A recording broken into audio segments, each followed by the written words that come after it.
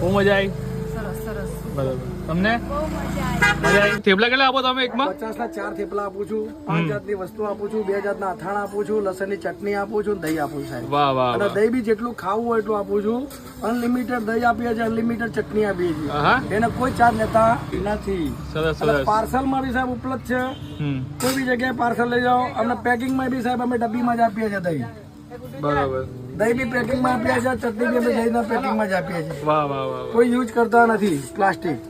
અને થેપલામાં બી એકદમ સોફ્ટ, એવું નથી કે નહીં હોય સોફ્ટ. ગરમા ગરમ બનાવી દેવાના કાકાના થેપલા. એકવાર ખાઓ, તમને યોગ લાગે કે સારા છે તો ખાઓ. થોડા મજા આવશે.